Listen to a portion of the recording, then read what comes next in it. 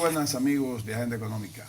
Gracias por estar en esta entrega más, que la hacemos con mucha dedicación para todos ustedes. Luis Manuel Piantini Muni, un servidor, Ezequiel Molina Lizardo, estarán acompañados en la mañana de hoy del economista Rafael Espinar, un gran amigo, un colaborador de Agenda Económica. Saludos, gracias por venir, Rafael. No, para mí es un placer estar aquí con amigos en este encuentro de Agenda Económica. Ya yo, a los amigos como tú, ya yo no lo presento tanto. Economista, catedrático, empresario, asesor, pero ya no lo he dicho tanto, ¿verdad? Que ya la gente te conoce. No, y amigos sobre todo. Y amigos de Luis Manuel Piantini. Y con Luis Manuel tenemos una relación cercana. No voy a entrar en detalles. Compañero de causa. Compañero de causa. Compañero de... Vamos a dejarlo ahí. Déjalo ahí. Luis Manuel, vamos a hablar de economía con Rafael, porque de otro. No hay sí, hombre, es un placer, como tú señalabas, tener a Rafael aquí con nosotros hoy en la mañana, porque eso nos da la oportunidad de tener una visión de la economía dominicana, no desde el punto de vista de que cuánto está en la inflación, sino de algo mucho más profundo, que es qué es lo que va a hacer este país, qué es lo que está haciendo este país, hacia dónde va este país. Buena preocupación con tantos desafíos que hay. Vimos recientemente el viernes de la semana pasada, ¿no? Antepasada, cómo se desbordaron aquí todas las cañadas y los ríos y anegaron a Santo Domingo y se murieron muchísima gente, sufrieron heridas. Los se afectó económicamente. 500 carros, creo que fueron 500 que vi ahí, que ya van por 500 el asunto. Pero hay que buscar una solución a eso, porque a cada rato ya vamos a tener eventos de ese tipo. Pero eso ayuda a la economía, que 1000 carros pero hay que reponer los carros. Sí, pero pero lo que dice Luis Manuel es cierto. Claro. O sea, la economía dominicana tiene grandes desafíos. Cuando él dice, no vamos a hablar de la inflación es un problema coyuntural. Sí. Problema coyuntural que se presenta en determinados momentos del ciclo económico. Ahora, después de la pandemia, hay muchas variables que han provocado ese... Aunque puede durar una década la inflación, pero es coyuntural. Puede durar un tiempo. No creo que tanto como una década. Ya está bajando. Pero porque se están aplicando, sí, ha habido periodos de países que han tenido descontrol total. Argentina toda la vida. Eso no es un fenómeno, eso es una normalidad. O el caso de Venezuela más recientemente. También. Pero no es el caso dominicano ni es el caso de las economías desarrolladas, que tienen instrumentos para y aquí ha habido inflación con una tasa de cambio relativamente estable. Con una tasa de cambio estable. Ahora, lo que dice Luis Manuel son los retos que tiene la economía dominicana hacia adelante. ¿Por qué? Porque fíjate, hemos tenido un crecimiento sostenido durante un periodo de tiempo bastante largo, con algunos momentos de dificultad, pero ha sido sostenido ese crecimiento. En el plano estrictamente económico, de la productividad, de la capacidad del país de generar mayores ingresos, el Producto Interno Bruto también ha crecido de una economía que tenía un Producto Interno Bruto relativamente bajo, una economía de Producto Interno Bruto medio alto, y esos son factores positivos. Ahora, ese crecimiento no se ha correspondido con algunas áreas del país, como por ejemplo, para citarte lo que es, y es algo que está vinculado con eso, con el desarrollo urbano organizado. Exacto. Que ahí las ciudades crecen sin un orden. Tú ves aquí cientos de edificios ya en la ciudad, una metrópolis, parecida por ejemplo a Panamá, que es en América Latina una de las que más ha crecido. Una ciudad de grandes edificios con una clase media próspera, pero no hay un drenaje. La ciudad de Santo Domingo no tiene un drenaje. Entonces tú ves el caos en el tránsito porque es una ciudad que ha crecido el Producto Interno Bruto, que la gente tiene acceso al crédito, a un vehículo financiado, porque hay un ahorro que los bancos tienen que colocar, pero no hay un transporte público colectivo Así es. que resuelva el problema de la movilidad. Entonces todo el mundo tiene que moverse en un vehículo, entonces no nos movemos. Pues, óyeme la contradicción, se tranca la ciudad y no hay movimiento. Yo estaba en una boda el día de la lluvia y me estaba trasladando de la zona colonial al Hotel Embajador. Y duré 3 horas en llegar. Llegué a la boda a las 11 de la noche. Pero te tomaste tu trago ahí. Para librarte de la monotonía. La lástima era que los monaguillos en la iglesia no servían los tragos, porque duramos ahí como 1 hora y media para poder salir de la iglesia. Pero es una ciudad que colapsó con ese tema. Pero tú tomas otros aspectos del crecimiento que ha tenido, ha generado otras complicaciones. Por ejemplo, el tema institucional. Las alcaldías en las ciudades aquí son inoperantes. Tiene que el gobierno central es que administra y resuelve todos los problemas. O debe resolverlo, pero no tiene capacidad. Entonces las alcaldías no tienen posibilidad de resolver los pequeños problemas de cada una de las poblaciones. Entonces, esos son desafíos que yo digo que son en el campo no tanto económico, sino en el campo institucional. Y hay un libro que tienen unos autores norteamericanos, que es Robinson y Acemoglu, o Acemoglu, como le llaman los norteamericanos, que son 2 profesores de Harvard.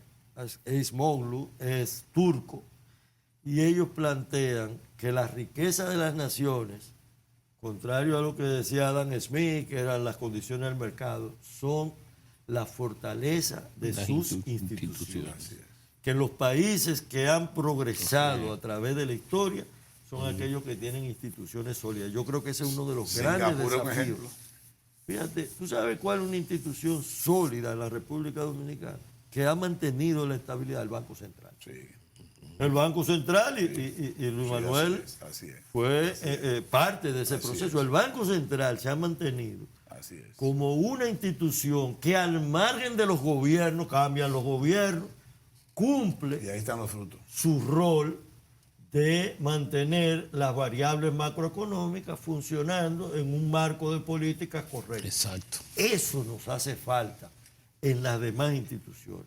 Y en instituciones, desde la Cancillería de la República hasta el pequeño ayuntamiento de Nagua o de una... O sea, esa fortaleza de las instituciones. Lo que pasa es que aquí la estructura municipal, de los poderes municipales, se basó en una repartición política de riqueza. O sea, claro, y lo mismo pasa con el Congreso. No está organizado, aquí no hay nada de eso. Sí, pasa con el Congreso Nacional, que los legisladores muchas veces no están pensando en las leyes que funcionen para el futuro de la sociedad, sino en aquella coyuntura en que puedan darle capital político inmediato. Ellos pensaban o piensan que creando más provincias pues van a resolver los problemas. Y lo que están creando más burocracia y más puestos de trabajo para los políticos. Más tarde que temprano tendremos las 32 provincias. Sí, no, pues podemos tener las 100. Hay 31 provincias y un distrito. Las 100, tú oyes. Viene 32 provincias en cualquier momento. No, las 100, la que tú quieras. Ahí estaba yo viendo que el sector público, la empleomanía subió un 15%, fue. En un periódico de lo del jueves vi yo eso. Que la empleomanía en el Banco Central, en el gobierno, en el sector público, había subido 80,000 en este año. 80,000 nuevos servidores públicos. Y mientras más instituciones tú crees, como en el Congreso están creando instituciones todos los días, tienen llena la ciudad de oficinas públicas. Ya no es el Huacal ni el Huacalito. No, esto está regado por todas partes. Rentada. Una locura. Sí, y hay otros retos institucionales. ¿Tú sabes cuál es un reto que hoy día es tan complejo? Es las políticas migratorias. Por eso digo el Ministerio de Relaciones Exteriores. Ese problema migratorio en la República Dominicana, por más que el crecimiento se produzca, tú tengas un 4% del Producto Interno Bruto dedicado a la educación, tú mejores las condiciones del sector salud. Si tú tienes una inmigración indiscriminada, no registrada, no legalizada, tú vas a tener no un problema con Haití, no, un problema social, un problema de salud pública, un problema de educación, un problema de la tasa de el salario disminuido porque hay una gran masa de inmigrantes que está sin registro en el país y por tanto trabaja por cualquier cosa. Entonces, el crecimiento que se podría mejorar las condiciones de ingreso medio no se produce por ese tema, y ese es un tema institucional. Tú tienes el tema de la seguridad. No, pero antes de tú pasar al otro tema, un caso muy muy específico aquí en América Latina es el caso de Costa Rica. Cómo los indicadores sociales, los indicadores de desarrollo humano de Costa Rica bajaron con el inicio de la guerra de Nicaragua. Y comenzó la inmigración nicaragüense a Costa Rica, desplomaron los indicadores sociales. Pues eso es lo que va a pasar aquí. Bueno, ¿qué está pasando? Está pasando. Estamos bien. Sí. Entonces, esos son retos que en el plano económico a veces no se traducen en indicadores específicos, pero que tienen efectos, por ejemplo, en esa distribución del crecimiento. Otros temas, por ejemplo, el de la seguridad ciudadana, que es un reto que tenemos por delante, la credibilidad en la policía, la credibilidad en la justicia. Si esas cosas no se resuelven y tú encuentras que la inversión extranjera y local no tiene plenas garantías del aparato judicial, no hay plenas garantías de los instrumentos de contención de la delincuencia, tú tienes una economía que tiene altos riesgos y una sociedad que, si bien crece y hemos progresado enormemente, yo soy de los que defiende ese crecimiento y es porque es ostensible, tú lo sientes. Sí, eso pero el propio crecimiento, incluso el desarrollo económico, trae otras. Está matando. Otras. El desarrollo económico mundial, por ejemplo, y el aumento del bienestar ponen en riesgo el medio ambiente. Y eso son realidades. Entonces tú tienes que enfrentar esas realidades. Hay un tema que Luis Manuel ha tocado muchas veces en el programa, tal vez no directamente en el término de desarrollo social, lo ha mencionado también. Precisamente yo estaba hablando en la mañana, al mediodía de hoy, en un programa sobre crecimiento y desarrollo. Y luego a las 2 de la tarde leí el artículo de Ivanhoe N.G. Cortiña, eso fue el jueves, perdón. Y coincidió que el tema de él era crecimiento y desarrollo también. Claro, él hizo un análisis mucho más profundo, más detallado. Él, por ejemplo, habla que nosotros tenemos crecimiento del año 92 a la fecha. Hemos tenido crecimiento sostenido, salvo el 2020, el 2009, el 2013 y el 2004. Después todos los otros han sido positivos. Aún sumándolo todo, los 30 años, hemos tenido un crecimiento promedio del 5%. 2013. 2009 y 2020. Pero crecimos, el 20 no. No, el 20 fue negativo. El 20 fue negativo, pero el 9 fue positivo. El 9 fue positivo. Menos de 1. Sí, menos, un 1%, alrededor de un 1%. El asunto es lo que te quiero decir. Menos del 1%, no menos de 1, sino menos del 1%. No menos 1, sino menos del 1. No, sí. Con todo eso tenemos 5%. Ahora, si quitamos esos años, es un 6 el crecimiento promedio. Pero, como coincidí con él, tengo que mencionarlo. Nosotros no hemos tenido el desarrollo que manda tener un crecimiento de 6% o de un 5% sostenido. No lo hemos tenido. Y ahí, que Luis Manuel menciona mucho a Costa Rica, Costa Rica nunca ha tenido, no tiene ese crecimiento, no lo exhibe. Sin embargo, tiene más desarrollo que nosotros. Se ha ocupado más de fortalecer las instituciones que tú mencionas para fines de tener un mejor desarrollo social. Ha sido una deuda que tienen los gobernantes de República Dominicana, que muy bien, hay que crecer. La economía tiene que crecer para tener un camino al desarrollo, pero no se hemos olvidado del desarrollo. El problema es el mercado aquí, que lo hemos hablado muchísimas veces, que aquí no hay economía de mercado, aquí hay economía de embudo. Pero es una responsabilidad estatal. Bueno, fíjate. Porque todos los empresarios privados quisieran ganar todos los días más dinero.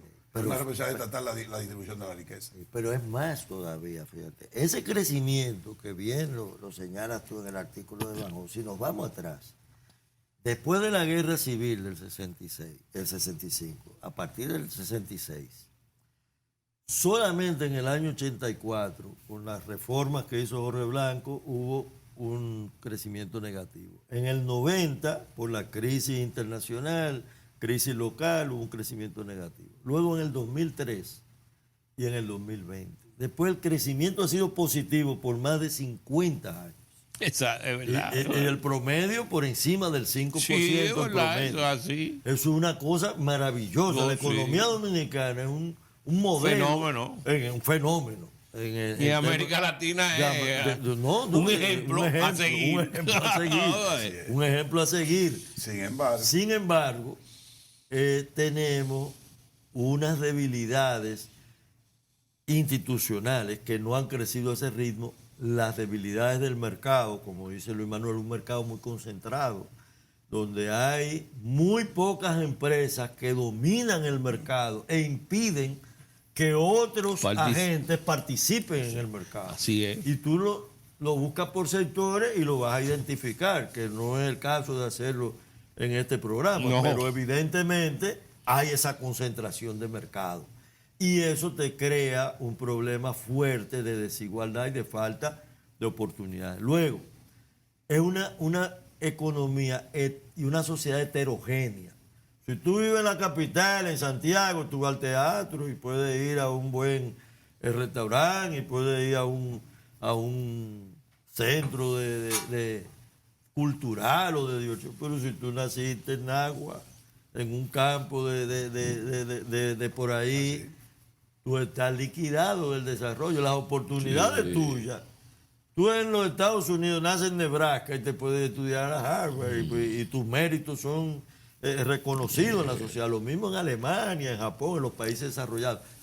Es una sociedad que concentra las oportunidades de desarrollo y muy pocas empresas han podido despegar. Entonces, ese crecimiento tan fuerte, donde tú ves una línea de la productividad creciente y una línea del ingreso real por debajo. Aquí la productividad crece mucho, pero los ingresos reales crecen por debajo. ¿Qué quiere decir? Mira, en economía el producto, la producción es resultado del capital y del trabajo. Si la producción crece, los factores deben ser remunerados, pero el capital se remunera muy altamente, pero el trabajo no. Así es. Entonces hay una concentración de capitales en pocas empresas. Muchos de esos capitales salen del país buscando seguridad y están en países más desarrollados. Y ese derrame no se produce en las mismas condiciones que el crecimiento y por tanto eso es lo que limita el desarrollo. Pero no es solamente eso, Rafael, en términos de las oportunidades que ofrece el mercado para tú crecer y diversificar tu sector empresarial, por ejemplo, y expandirlo, ¿no? ¿Verdad? Y aumentar el consumo. Es que, adicionalmente, los salarios de los de abajo son muy bajos y los de arriba son muy altos. Muy arriba. Muy arriba. Sí. Por ese problema también que hay de la concentración. Sí. Vamos a hacer la pausa, Luis. Volvemos un ratito.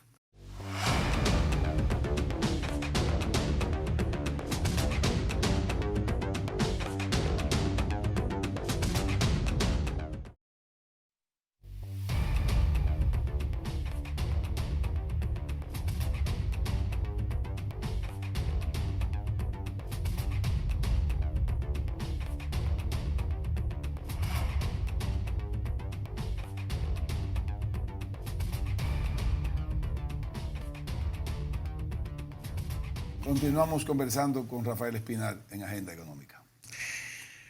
Yo tengo una teoría que la he tirado aquí de vez en cuando, que es que el Estado aquí no le interesa que haya dispersión y mayor distribución, porque deja de concentrar sus ingresos fiscales.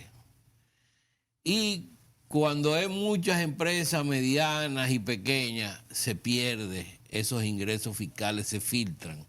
Pero cuando tú tienes una gran empresa, ya tú sabes dónde está y dónde es que la va a buscar.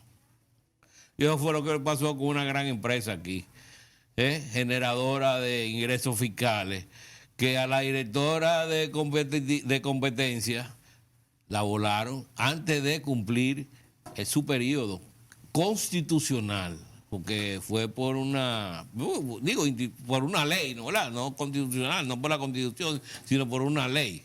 Pero se violó la ley porque ella fue arriesgada en querer forzar que esta empresa, ¿no? ¿Verdad? Abriera. Pero eso es lo que pasa aquí. Al Estado no le conviene, al Estado, que haya una mayor distribución. Eso es cada vez que me vienen los funcionarios que hablando de la mala distribución, digo, pero ustedes son los culpables. No es la población, no son nosotros, son ustedes que están permitiendo eso. Ustedes tienen leyes, lo que tú dices, institucionalmente, para aplicarla y no la aplican. Ese es el problema. Sí, lo que pasa, fíjate, hay una asignatura que en los Estados Unidos, en las universidades norteamericanas, tiene mucha relevancia. Aquí en las universidades, incluso, por ejemplo, la universidad que yo he tenido el vínculo histórico, que es INTEC, es de reciente introducción en la carrera de economía y no está en la carrera de administración ni en otras carreras, que es lo que llaman regulación económica. Regulación económica en los Estados Unidos, bueno, hay premios Nobel del tema de regulación económica para garantizar el funcionamiento del mercado. Aquí la regulación económica es precaria, porque en la propia asignatura o en las teorías de la regulación se establece un mecanismo que es la regulación capturada. Es decir, el regulador es capturado por aquellos a quienes tienen que regular. Lo capturan. Es lo que pasa con aquí la Comisión de Defensa de la Competencia. Entonces, el que no quiere competencia... Se escucha irónico. Sí, de defensa de la competencia. El que no quiere competencia captura a la comisión y evita que promueva la competencia. Ve a ver cuáles son. Sí. Ve a ver cuáles son los artículos los únicos que han sido objeto, ¿no?, de restricción a nivel aduanero. Ve, chequeate para que tú veas las decisiones de la comisión, para que tú veas. Bueno, pero es así. Y tú tomas un metal. La comisión de prácticas desleales de comercio. Eso la comisión desleal de comercio, esa misma es. Captura la comisión. La comisión de que de los consumidores. Capturar porque no defiende a los consumidores, sino a los que distribuyen al comercio, a los productores. Entonces, pasa el sistema eléctrico, ¿no? Capturar el sistema eléctrico.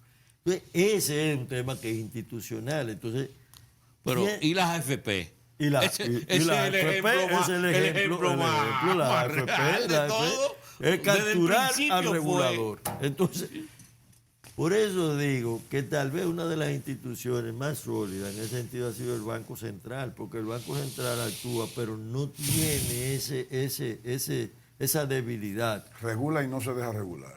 No se deja regular. No se deja capturar. Pero el gobierno, entonces, está en los sectores empresariales, controlan las instituciones del gobierno. Sí, entonces, lo bueno de eso para ese propio sector que controla es que entonces los malos son los políticos, no son ellos. Pero quienes están detrás de los titiriteros son determinados poderes empresariales que controlan segmentos del mercado. No ocurre en todo, aquí hay un sector de la pequeña empresa, de la MIPYME, pero entonces el sistema impositivo dominicano está con los grandes, lo que llaman los grandes contribuyentes. Sí. Que cuando el gobierno no tiene dinero para la nómina, le dice a Luis Manuel Piantini, hazme un adelanto de este mes de 500 millones. Entonces tú me haces un adelanto y tú tienes que ser mi socio en esta administración pública. Yo no puedo tampoco ir en contra de los intereses de ese sector. Esa es la realidad de la economía dominicana, que no mucha gente la comenta porque también tiene consecuencias.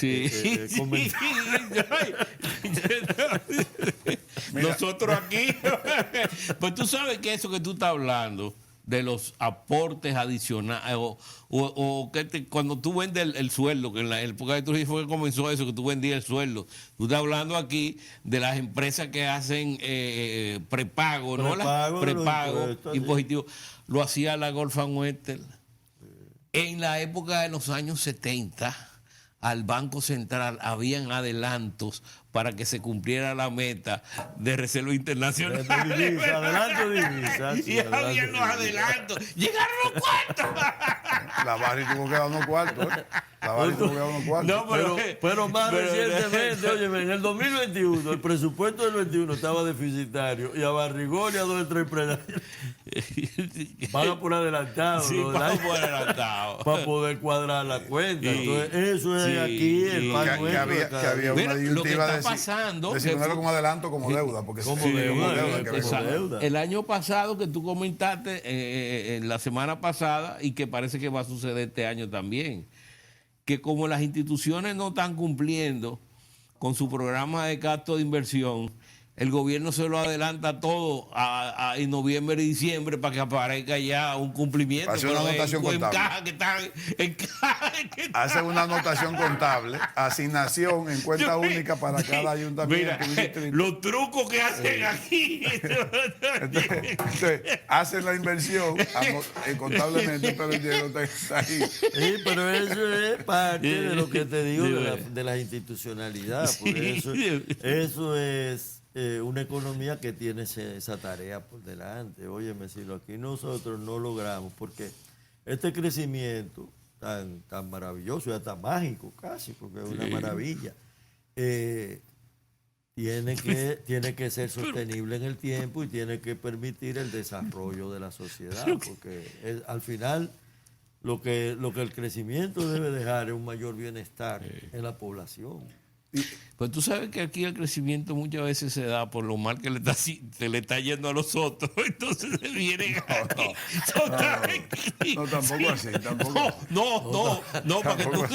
Para que tú sepas, muchas de las inversiones, o sea, de los impulsos que ha habido aquí, en muchos momentos determinados, ha sido por eso. De todas maneras, las inversiones venezolanas han cubierto aquí una gran parte de las últimas inversiones en los últimos años y después cuando la privatización fueron los centroamericanos que se metieron aquí y agarraron todo el sector agropecuario, agroindustrial prácticamente. Mira, y en el caso de los políticos, el problema del político, yo me veo en la condición de si yo tuviese ese papel, ese rol de dirigir, es que tú dices, si ha habido este crecimiento, y mal que bien las cosas han funcionado. Si yo me pongo a inventar, entonces se descompone el rompecabezas.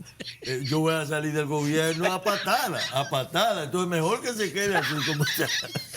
Mejor que se quede así. Esa es la posposición. La posposición de la responsabilidad. Pero óyeme, uno es muy bueno decirlo en este programa. Sí. Lo hemos dicho siempre. Es bueno decirlo en este micrófono. Pero yo me siento mañana, ¿verdad? Y tengo que tomar la decisión. Y si se me descompone el rompecabezas. Sí. Es fácil decir las cosas. Claro. Pero cuando tú tengas una silla presidencial, se te llegan tantos problemas y tantas situaciones que tú no sabes qué. Sí, pero yo te voy a poner un país tan especial. Tú tienes el Banco Central. Mira que aquí reconozco el rol, pero el Banco Central coloca certificado a unas tasas que distorsionan el sector financiero, porque entonces los préstamos salen carísimos. Porque tú tienes un Banco Central que está demandando para el pago de su propio. Que está demandando para el pago de su propio problema. Sí. Entonces tiene que colocar. Ahora tú me dices, bueno, y si yo barajo la mesa y busco y cambio ese sistema y se descompone todo y se destapa una alta tasa de cambio incontrolable y detrás de eso viene un proceso inflacionario y es peor. Entonces, los que tienen que tomar las decisiones, a veces desde nuestro papel de las gradas, ¿no? Vemos el escenario, pero cuando te llega la hora de tomar la decisión, tú Que tienes hacemos análisis más objetivo porque no somos políticos. Si fuéramos políticos de la oposición, atacáramos eso. de una manera. atacáramos eso sin piedad. Pero de todas maneras, nosotros tenemos que entender como país que no podemos seguir creciendo sin desarrollo. Una de las cosas que nos indican a nosotros eso también es la informalidad económica. Aquí nuestra economía es muy informal. 58% de la economía informal, el 42% formal, pero dentro de ese 42% formal hay una duda también. Y esas 58, ya que es una realidad, debemos organizarla, que es lo que nosotros hemos dicho aquí en este programa. ¿Por qué no organizamos la economía informal? Porque una cosa es que se hace muy difícil formalizarla, pero organizarla no es tan difícil, Rafael. Es mucho más fácil organizarla que ponerla formal. Y yo no le veo tanta dificultad a eso, porque tú existes como ser humano, tienes tarjeta bancaria, tienes tarjeta de crédito, tienes un registro, hasta una cédula. No es posible que tú seas un invisible en República Dominicana. O sea, tú como ser humano no eres invisible. Es que ellos no son invisibles. No, de ninguna manera. Ellos no. son una realidad que están ahí no. Entonces, ¿por trabajando. Eso es porque no lo organizan. No, ellos son más visibles que los otros, porque ellos están ahí, los otros están agazapados, pero ellos están ahí. Pero ellos son más visibles que los otros. Ahora, el problema es, Ezequiel, que los impuestos aquí y todos los costos que hay te destruyen a esas pequeñas y medianas empresas. Ese es el miedo de esa gente de organizarse, tú sabes, porque le cae el peso de la parte ya gubernamental en términos de costo laboral, una serie de cosas que tienen que cumplir y no tienen la capacidad para hacerlo. Entonces no es verdad, las asistencias aquí son muy pobres.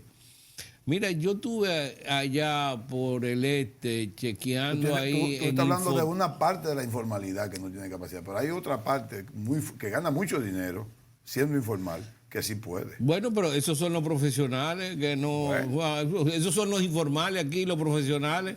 Todos esos que profesionales que están recibiendo sus ingresos y que lo reciben directamente, no me pase de tarjeta, no me pase esto, dámelo al cualquier profesión. De cualquier profesión. Eso es informal, pero eso es poderoso, ¿tú me entiendes? Y a ellos les interesa estar en ese mercado, no les interesa estar en el otro.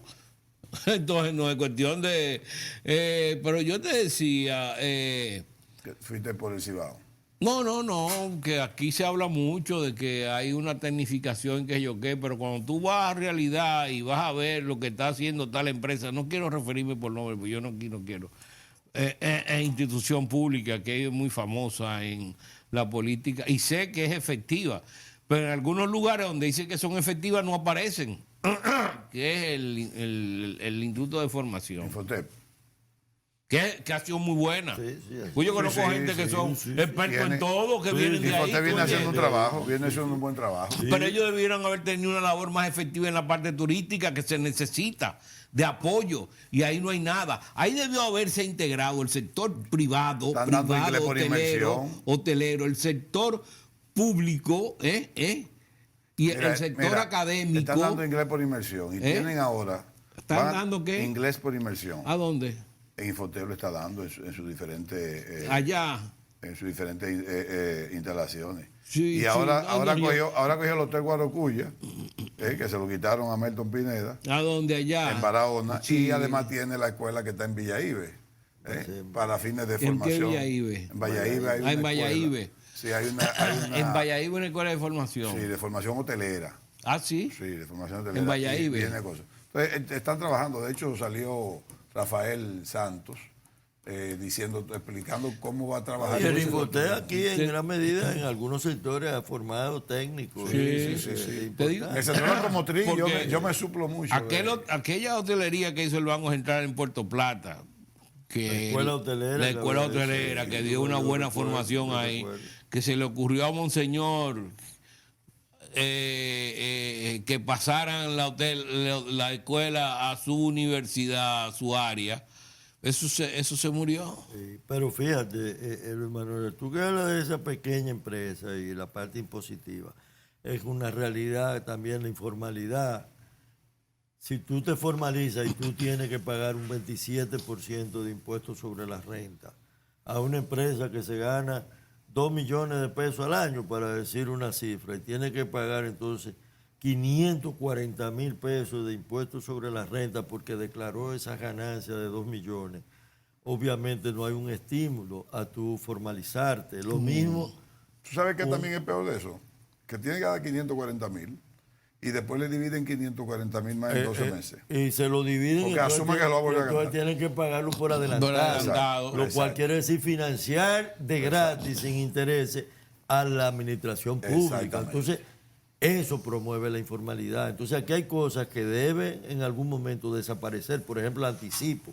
El anticipo debe desaparecer. Eso se creó en los últimos 20 años. Y eso el no impuesto a las existía. transacciones bancarias también. El impuesto a las transacciones bancarias. Tienen que desaparecer, por ejemplo, las tasas de 27 de impuestos para la renta para las MIPYMES y tener tasas más moderadas. ¿Tú sabes alguna de las razones, Luis Manuel, por la que llevó, y no lo justifico por eso necesariamente, sino estoy mencionando una causa de los profesionales, que cuando declaraban sus ingresos, pagaban sus impuestos, pero le mantenía cada 3 meses pagando un anticipo igual. Y tú no necesariamente vas a recibir siempre los mismos ingresos para tú estar dando un anticipo. No, hombre, eso es una barbaridad. A mí me castigaron por 10 años, porque yo tenía ingresos adicionales a lo que declaro por la empresa que trabajo. Claro. Y tenía que pagar entonces anticipo. Digo, pero Dios mío, para un dentista, es que no es correcto. Yo no entiendo cómo se le ha buscado una solución a ese problema. Aquí hay una sin razón en las cosas. Yo llegué a acumular 200,000 pesos de impuestos adicionales por mi trabajo profesional que hacía antes. Sí, o sea, llegué a acumular, digo, pero es que yo no puedo tener, usted no puede verme a mí. Yo creo que el anticipo es una de las causas mayor por la cual las empresas pequeñas se mantienen en la informalidad. Wow. Sí, pero porque si te formalizan, entonces tienen que prestarle al gobierno. No puede ser. Que le está prestando. Eso no puede cuando ser. El gobierno que tiene que prestarte a ti. Pero lo que pasó en la pandemia en los Estados Unidos, ¿tú sabes en cuánto todavía está el exceso de ahorro en la economía americana, de las familias americanas? 1.7 trillones de dólares. Por eso es que tú ves el consumo como está, pese al aumento de la tasa de interés. Oye, el empleo bajo en los Estados Unidos, pleno empleo, a pesar del vamos crecimiento a la pausa, bajo. pero yo decía cuando me pasaba eso, y óyeme, si se estableciera que cuando yo llegara a marzo y declarara mis ingresos, y ustedes ven, el gobierno ve que yo pagué más, que me devuelva. Y arranquemos de cero. Arranquemos de cero. Aquí no pero devuelve. tú no arrancas de cero nunca. Ese dinero se queda ahí. No, pero aquí no devuelve. Y se quedó ahí. Vamos a la pausa.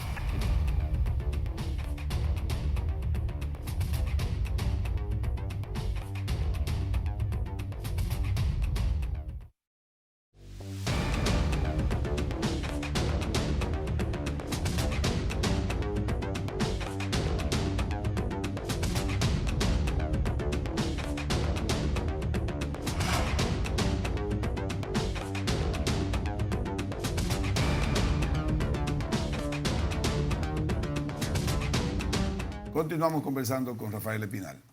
Yo quiero, Luis Manuel y Rafael, hablar de un tema, y lo quiero hablar de como tú empezaste el programa, hablar de una manera diferente, que es el tema de la migración haitiana. No lo quiero ver de la parte que hay que sacarlo, que hay que... No. Yo quiero verlo, quiero que lo tratemos de otra manera. Quiero que tratemos a partir de esa falta de planificación y de política migratoria real, incluso de migración interna que nosotros tenemos acá. O sea, aquí comenzamos a abandonar, si se quiere, la zona fronteriza. Y lógicamente que los haitianos que tienen facilidad de entrar, tienen facilidad, si no tienen una situación buena en su país, en su territorio, van a pasar a esta. Pero acá ha habido un éxodo del dominicano que está en la parte fronteriza hacia la parte este. Y eso ha ayudado a que la parte fronteriza dominicana, en muchísimas secciones o barrios o pueblos o parajes, haya una proporción de 60-40. 60-40, o sea, en algunos está el 70, por ejemplo, en Don Tomás está el 70, en 70 haitianos, 30 dominicanos. Correcto. Habla claro. 60 haitianos en Aguas Negras, 60-40, 60 haitianos. En Baitoa hasta 65. Te lo digo porque es un trabajo que hice yo hace un buen tiempo. Yo creo que tal vez eso hasta creció. Entonces, pero el tema no es ese. El tema no es si están o no están. El tema es qué nosotros tenemos que hacer, o debimos haber hecho, o ya debemos comenzar a hacer. No es solamente sacar a los haitianos. Yo felicito al señor presidente de la República que le contestó a la ONU. No le contestó a la señora, pero le contestó a la ONU. Vamos a seguir sacando haitianos. Pero sacar haitianos por sacar haitianos con una frontera abierta no vamos a lograr nada. Es una política de desarrollo para fines de darle cabida a esos haitianos que necesitan trabajar, porque aquí lo estamos usando. O sea, aquí el haitiano está trabajando aquí. Muchos no trabajan, pero hasta poco lo linkan ellos. Hasta poco lo hacen. Para la cantidad que Óyeme, hay. empresarios se hacen. Nosotros tenemos acá, para que la gente sepa, más de 2 millones de haitianos aquí en este territorio y solamente hay 415,000 registrados legalmente. El resto es ilegal, o sea, o irregular. Nosotros en Nueva York somos 2 millones y pico, ya de eso muchos han nacido, son de origen dominicano, pero tienen su nacionalidad, pero solamente debe estar el 1% que todavía no está legal, que han entrado con visa, o el 2%, pero acá no. Aquí estamos hablando del 75% o más que están ilegales. Pero están trabajando. ¿Por qué están trabajando? Hasta en la seguridad ya. Hasta guachimán haitianos hay aquí ya. Guachimán, o sea, en empresas que yo no sé si están registrados o son legales. Entonces, esa parte quiero como que la tratemos. Que ha habido del Estado Dominicano, no de este gobierno, ni del anterior, ni del anterior, sino de todos juntos, una irresponsabilidad en materia de la migración haitiana. Sí, mira, ese es uno de los grandes temas que tenemos por delante. Yo no le tengo miedo a la migración como fenómeno social. Lo mismo hay en Europa. Los Estados Unidos son el producto de un desarrollo migratorio de ciudadanos que han llegado a los Estados Unidos en una época italianos, irlandeses muertos de hambre, y ahora latinoamericanos. Y la diferencia es que el migrante respeta las leyes. De Asia y han desarrollado el país, Rafael, pero hay unas reglas. Pero hay leyes. Pero, Rafael, ¿tú sabes quién comenzó la inmigración haitiana en la corte de caña en este país? La época de Trujillo La empezó. intervención americana para la corte de caña en Romana, en el área de la South Puerto Rican Sugar Company. Los americanos fueron los primeros que hicieron el tráfico de haitianos aquí. Y en la regulación. Y hablando disparate después. Óyeme, y en el sistema de producción azucarero, durante muchos años, era normal que esa migración haitiana viniera en tiempo de zafra y se fuera en tiempo de parálisis. Sí, pero ahí está la obra de Over, ¿cómo se llama? Y hay estudios y hay un trabajo de Arturo Martínez Moya sobre el desarrollo de la industria azucarera que muestra eso. Mira, el problema es regular esa migración y además dar a la zona fronteriza un plan de desarrollo. Fíjate, aquí en Dajabón, los haitianos entran diariamente por decenas de haitianos, centenas de haitianos. Y entran, hacen su negocio del día y salen en la tarde. Vuelven a salir para su país. Manuel Castillo, el productor de aguacate, tiene una de Manuel las... Castillo Pimentel, tiene allá en Elías Piña, en Calimete. En Calimete, unas plantaciones enormes de aguacate para exportación. Los haitianos cruzan en la mañana en camioneticas que cruzan, los dejan ahí y se van en la tarde. Y como dice él, y ningún haitiano se lleva un aguacate. Más se lo llevan los dominicanos que los haitianos. Porque ellos quieren garantizar su trabajo. Así es. Entonces ellos llegan, hay camioneticas que lo cruzan y se van en la tarde. El desarrollo de Pedernales no se puede producir sin una migración haitiana. Claro. Óyeme, claro. pero, Claro, si- hay que hablar claro. hay que hablar Hay que hablar claro. ¿Y aquí. cómo tú, si Punta Cana tiene miles de haitianos pero trabajando, miles. Sí. que queden en el otro lado? No, del ya hay Niño ahora en ya Pedernales. hay Ellos son los que barrios. hacen, Ellos son los que hacen las excursiones en la Hay, barca, hay ahí barrios, adentro. hay barrios haitianos En Punta Cana. El desarrollo Verón de Punta Cana y- se produce con la ¿cómo mano se de llama? obra Pero Friusa. no varios haitianos. Verón y Friusa. No es varios haitianos. Ahí hay, creo que dice Rafael, miles de haitianos. Miles. Es más, Pero ya son varios de decenas de ellos. miles de haitianos Pero son ahí barrios de ellos. Aquí en asentados. Santo Domingo, ahí en la 27, por ahí por la Caoba, ya hay un barrio haitiano, se llama el de la 27. No, y yo te Eso voy a no decir importa, una pero cosa. no importa El que se agrupen. desarrollo agrícola, la producción agrícola de los invernaderos, en las zonas de alta producción de productos para exportación, como ajíes, Rancho arriba. rancho arriba, pero- esos son mano de haitianos. obra, ¿Qué pero sucede? no regular. Haitiano. Dentro de ese comercio informal, lo están cogiendo también. Ellos son los vendedores de las frutas. Sí. Ellos son los vendedores de las flores. Pero tú ¿Entiendes? tienes que regular esa mano de obra. Correcto. haitiana. En la zona fronteriza, por ejemplo, ¿por qué no se da un pase migratorio temporal, Se le que iba a no dar. es una residencia? No, se le iba a dar y lo, una lo campaña boico- mediática. lo y boicotearon, se lo boicotearon. Sí. Pero tú le das un pase migratorio temporal. Singapur, que es el modelo de desarrollo de una pequeña ciudad-estado, no tiene habitantes para producir todo lo que produce Singapur. Entonces cruzan De en el día Malasia. y se van en la noche. Así es. Y tienen un pase migratorio, son residentes. Y óyeme, ¿y sabe por qué se tienen que ir? Porque vivir en Singapur es muy Es caro. demasiado costoso. Es es muy demasiado caro. costoso. Ellos no ganan para vivir ahí. Claro, Ni Entonces, siquiera comen. Aquí tenemos que hacer eso. Mira, la gente de las zonas francas de Santiago. Sí. tienen, Sí, Capellán. La Capellán y ese grupo. Por poco tienen- no matan. No fue así. No fue así. Pero- No fue así eso. No fue así. pero Ellos lo que hicieron fue Capellán entraron a la y- bodega de comida. Y Limber Cruz, el que ahora es ministro de Agricultura, tienen esa zona franca donde hay 15.000 trabajadores haitianos.